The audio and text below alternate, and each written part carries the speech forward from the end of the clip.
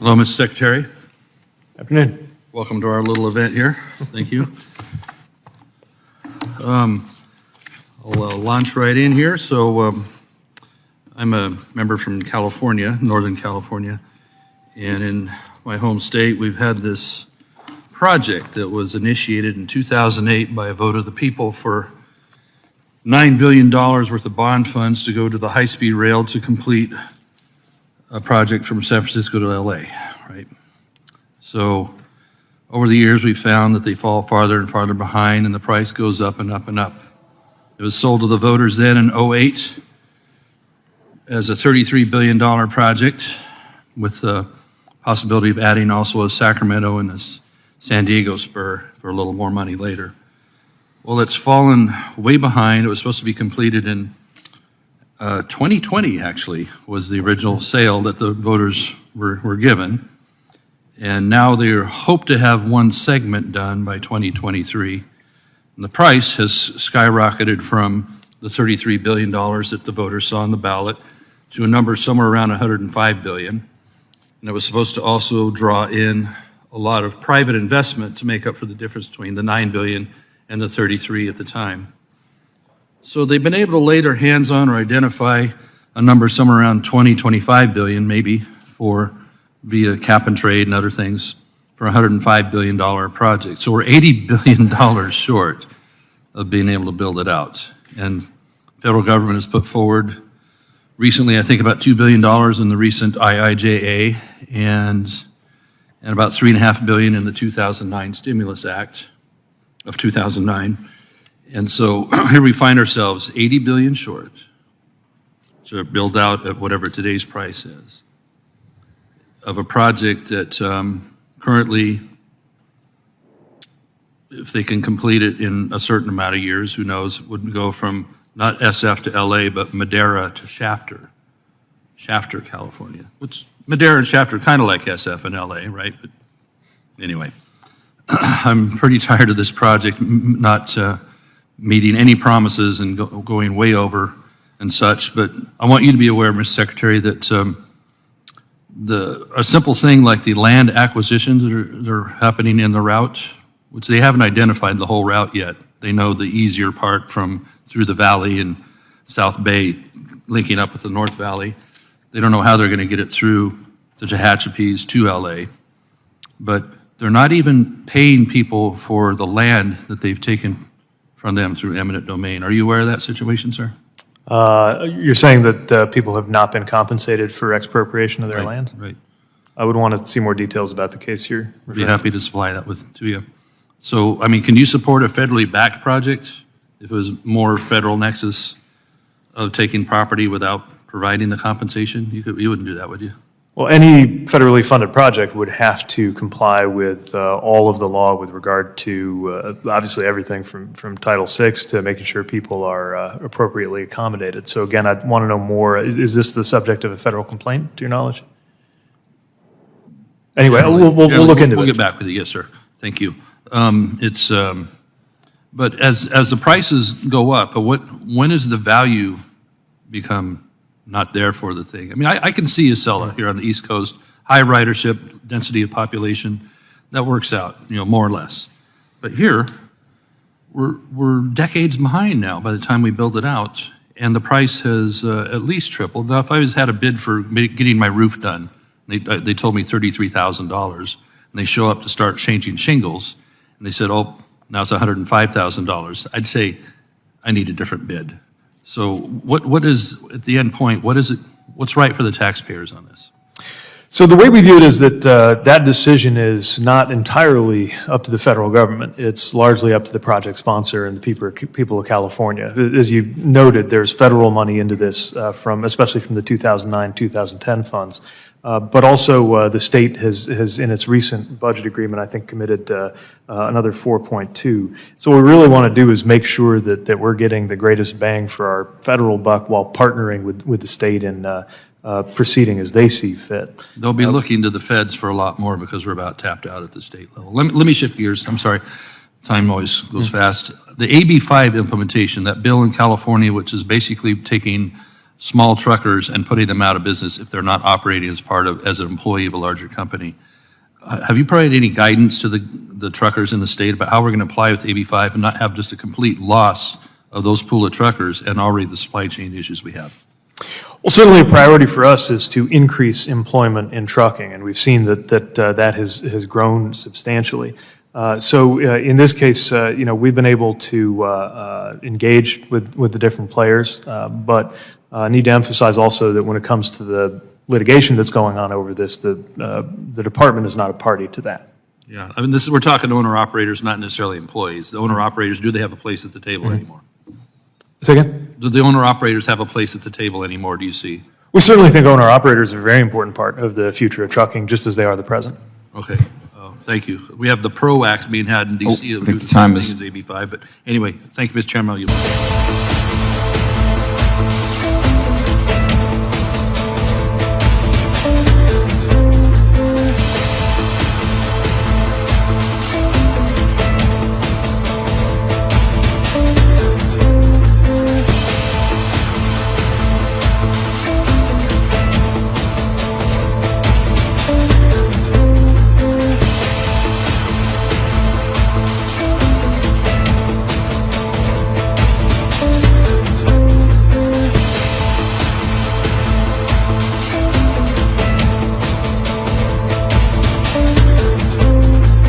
Speaker's announced policy of January 4th, 2021. The chair recognizes the gentleman from Texas, Mr. Roy, for 30 minutes. I thank the Speaker. I thank my colleagues for coming down here and talking about the importance of farming in the United States. One of the things we're dealing with, obviously, talked about it, some fertilizer shortages. I know that firsthand, seeing some of the farms in the district I represent out in West Texas and so forth. And we've got a lot of issues we've got to address. And I just want to note, as a Texan, we had my fellow Texan down here just a little bit ago, that here we sit again. Here it's March 31st, in an empty chamber again. You know, it's the close of a quarter, a fiscal quarter. Members got their places to go, their dinners to go to. We just ran through a handful of votes today, no amendments, no debate. Here's the People's House in all its glory. No debate, no discussion. Do we have a single debate here in the People's House about what's happening at our southern border today? Any discussion at all? Does the Speaker of the House of Representatives give a rat's rear end about South Texas or the rest of this country?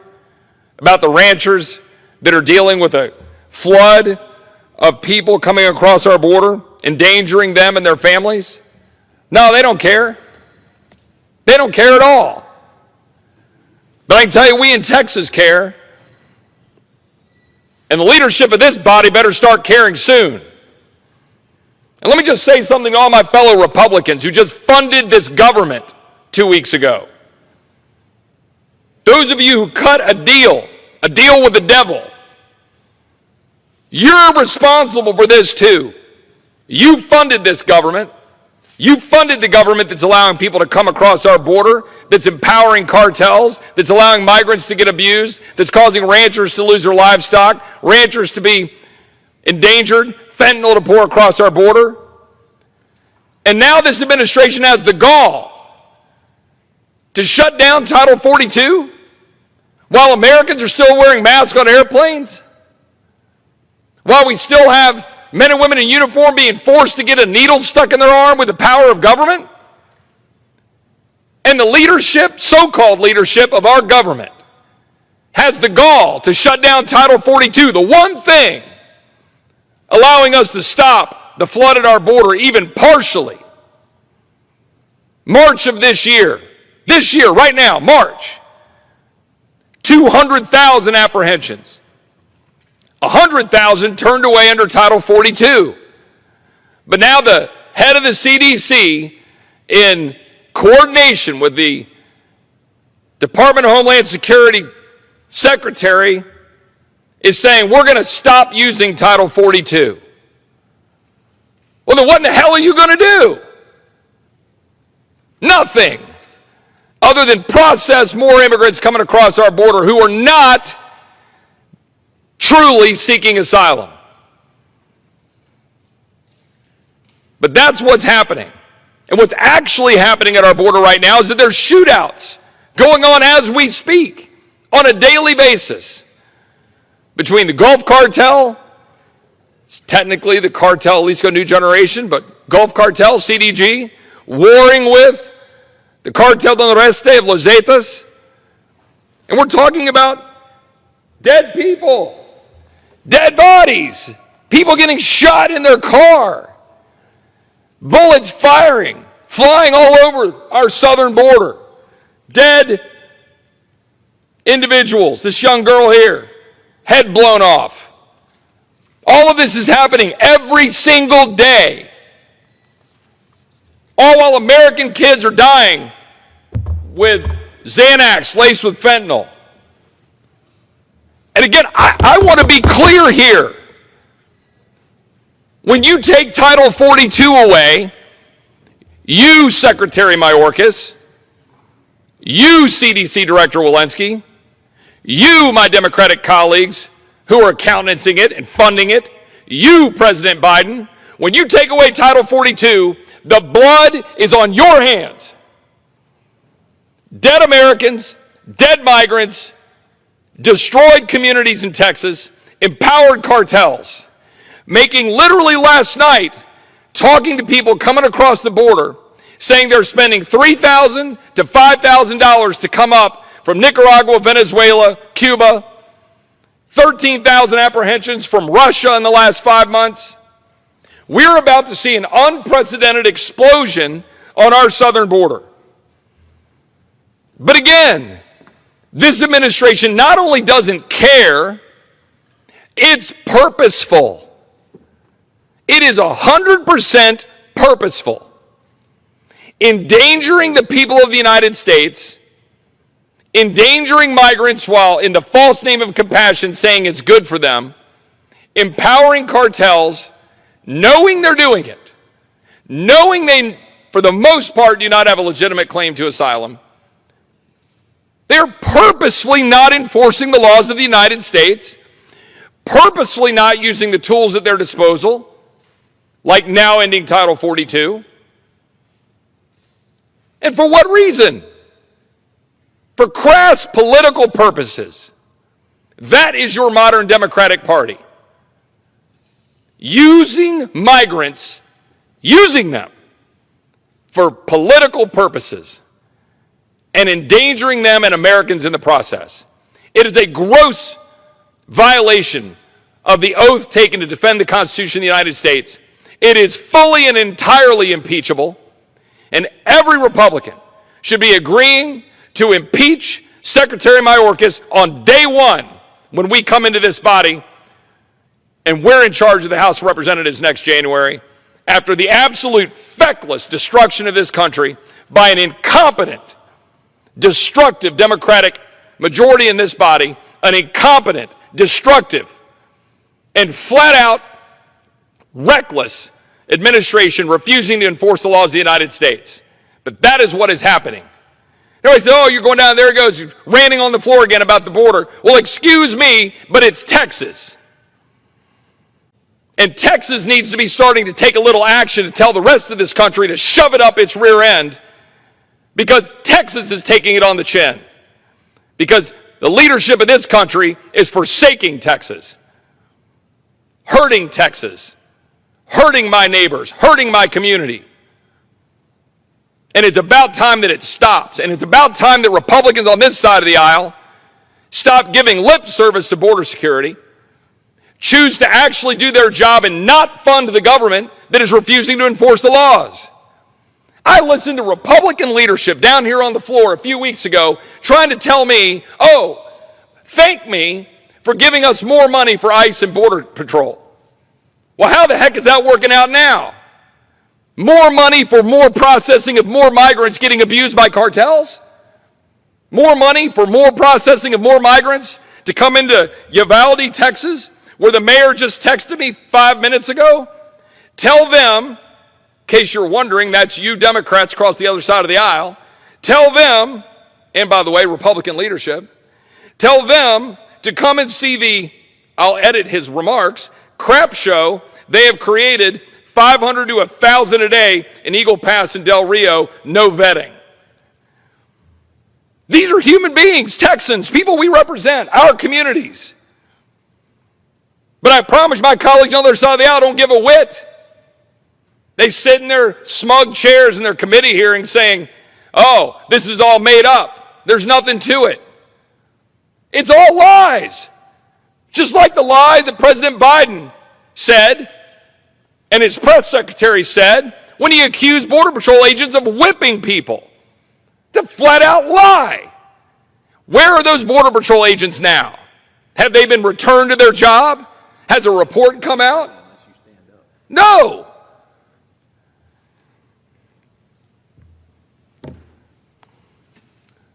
I'd like to yield to my friend from Virginia who accompanied me on a trip to the border, not, about a month ago or so? Yes, and sir. He's a good friend, and he understands what's happening.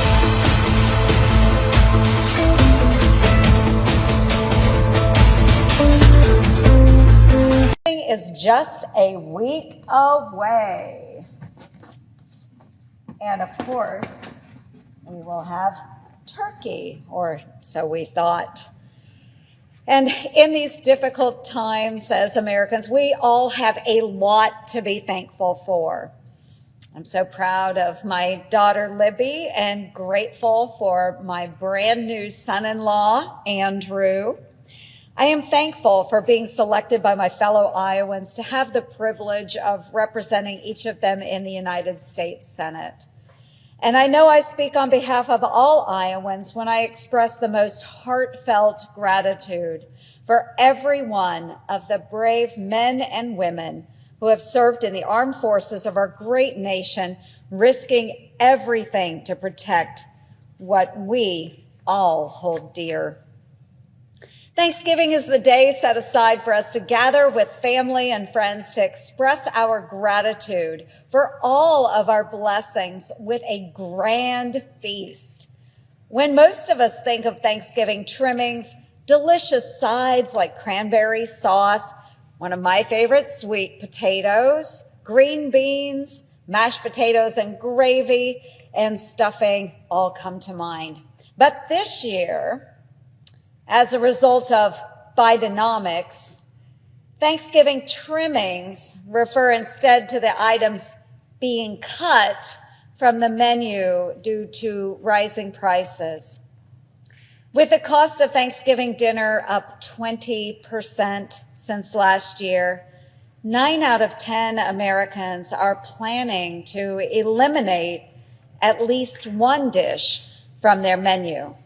Some are even skipping the turkey altogether and serving cheaper alternatives like pizza. Most are also planning to invite fewer guests. And 1 in 4 plan to pass on Thanksgiving dinner altogether to save money. Hardworking Americans shouldn't have to trim the guest list or side dishes from Thanksgiving dinner. But with the out-of-control inflation being caused by the Democrats' failed economic policies gobbling up our family budgets, that is exactly what is happening. So let's talk turkey. Turkey costs 21% more this Thanksgiving than last. Matter of fact, the chairman of the Democrats' Congressional Campaign Committee said families struggling with these rising prices should eat Chef Boyardee. That's what he said. If that is the Democrats' solution, boy, are we cooked. Chef Boyardee? No. Chef, boy, are we cooked. What did his constituents think of this idea? On Election Day, they canned him.